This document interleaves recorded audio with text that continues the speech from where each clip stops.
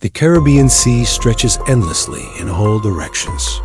Crystal blue waters that promise paradise, but sometimes they swallow secrets whole.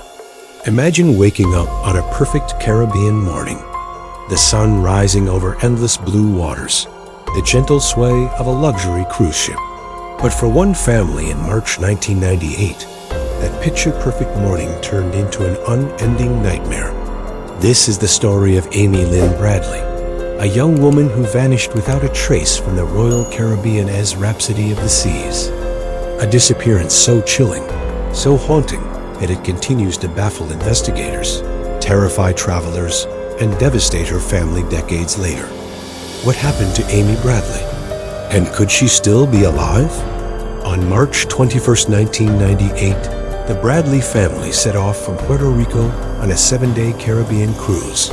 Amy was 23 years old, bright, athletic, fiercely independent. She had recently graduated from Longwood University, specializing in physical education, and was on the cusp of embarking on her adult life, with plans to start a career in teaching. This cruise was meant to be a joyous celebration, one final family getaway before she transitioned into this new phase. The cruise ship, Rhapsody of the Seas, was a colossal vessel, a veritable floating palace catering to every whim. It boasted multiple pools, a state-of-the-art casino, an array of restaurants, and nightly entertainment. Everything one would expect from a dream vacation. And for the first few days, it was just that. Amy, her parents Ron and Iva, and her younger brother Brad enjoyed the warm Caribbean sun, the vibrant music, and the magical expanse of the open sea. They participated in ship activities, relaxed by the pool, and savored their time together as a family. But on the night of March 23, 1998, just 2 days into their voyage, everything changed irrevocably. That evening, Amy and Brad attended a party in one of the ship's nightclubs, the Disco. They danced, drank, and mingled with other guests, and notably, members of the ship's band, Blue Orchid. Amy, always the social butterfly, was seen laughing and having fun, appearing to enjoy herself immensely with the band members. Her interactions with them would later become a point of intense scrutiny. Sometime around 1 a.m., Amy and Brad returned to their cabin, number 915. Brad, exhausted from the day's activities and the late-night revelry, fell asleep almost immediately. Amy, however, seemed restless and couldn't sleep. She was last seen by her father, Ron, around 3:30 a.m., sitting on the balcony of their cabin. She was holding a cigarette and gazing out at the vast, dark expanse of the ocean. Ron briefly woke, observed her, and then drifted back to sleep, believing his daughter was simply enjoying a quiet moment of reflection. When Ron Bradley woke again around 6 a.m., a chill snaked through him. Amy was gone. Her shoes, her cigarettes, her lighter all were left behind in the cabin. Only Amy was missing.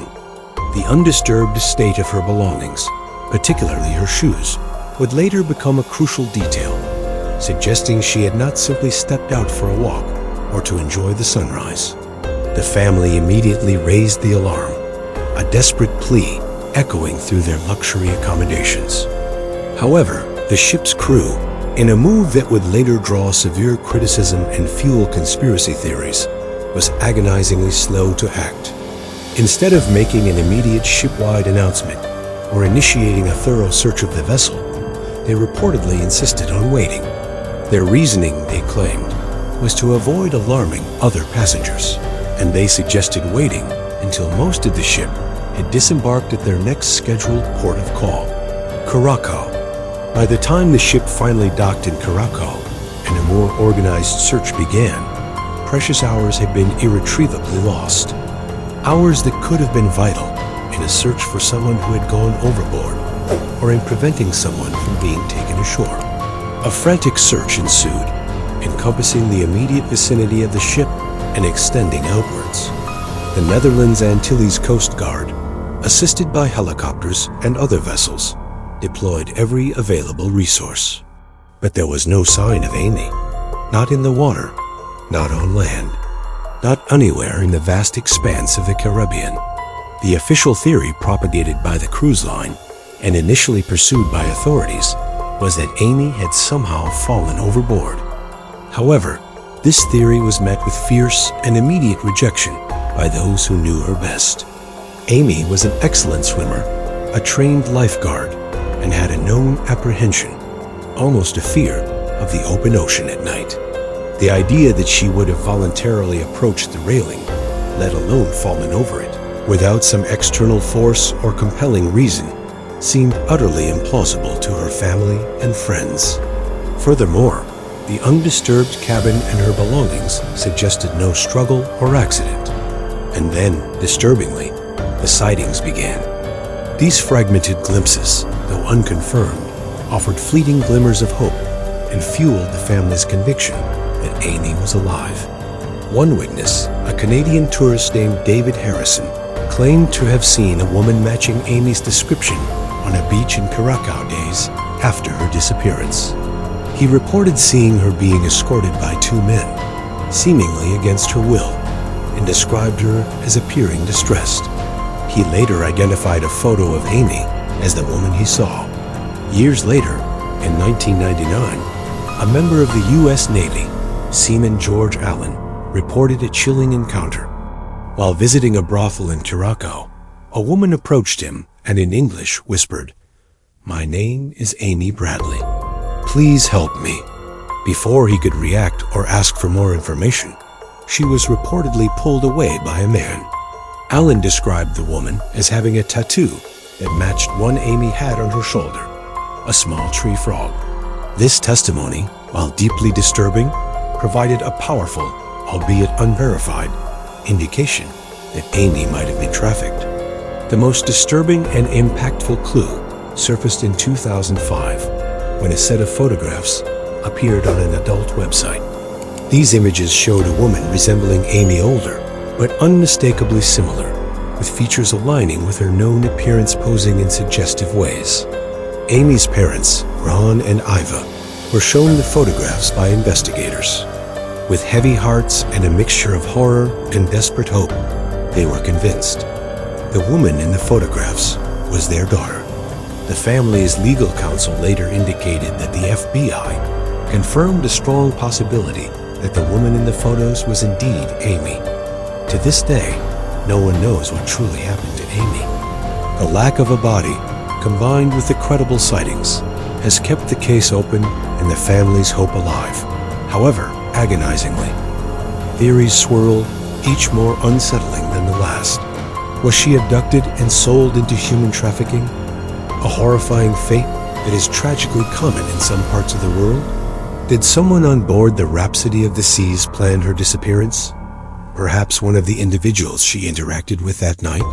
Or did something far more sinister unfold in the early hours of that morning? An event that has been meticulously covered up. Some believe the cruise ship itself, or certain individuals connected to it, might be hiding crucial information. The Bradley family has spoken openly and repeatedly about how the ship's crew was evasive, slow to act, and dismissive of their initial concerns. They reported that the crew seemed more focused on maintaining the illusion of a perfect vacation than on addressing a potentially dire situation. Furthermore, Amy had reportedly felt uncomfortable with the excessive attention she received from certain crew members during the voyage, a detail that, if true, adds another layer of suspicion. There are even claims that Amy might have been forced to leave the ship against her will, that she was drugged, incapacitated, and taken ashore before anyone realized she was missing. The timeline of her disappearance, between 3:30 a.m. and 6 a.m., offers a critical window during which such an event could have transpired with minimal witnesses. The fact that the ship continued on its course for hours before a comprehensive search began only compounds this possibility. The FBI, Interpol, and numerous private investigators have all looked into the case over the past quarter century. The case remains active with the FBI, and there is a standing reward of $25,000 offered by the FBI for credible information leading to Amy's recovery. This reward has, unfortunately, not yet yielded the definitive answers the family so desperately seeks. Amy's family has never given up hope. Their resilience in the face of unimaginable grief is a testament to their love and determination. They've appeared on numerous television programs and documentaries, and most recently, their story is being retold in a Netflix documentary set to release this year, bringing renewed attention to the cold case. Every new lead, every new sighting, every public appeal reignites the fragile hope that somewhere, somehow, Amy could still be alive, waiting to be found. For many, cruises represent luxury, freedom, and escape, a chance to leave the worries of the world behind.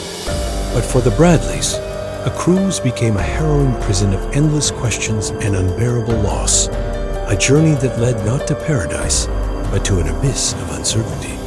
What happened to Amy Lynn Bradley remains one of the most chilling and enduring mysteries of modern times.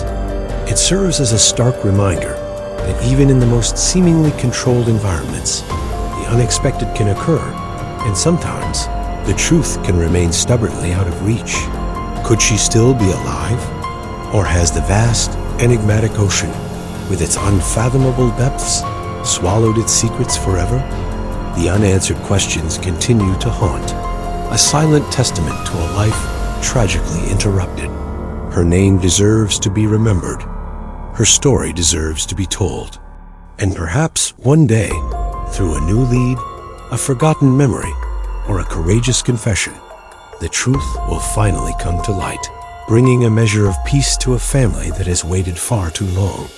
If you found this story gripping, please subscribe to Tapes of History for more true mysteries, historical deep dives, and stories that haunt the human imagination. Until next time, stay curious. Leave your thoughts in the comments. If you're hungry for more mysteries, legends, and untold stories, subscribe to Tapes of History.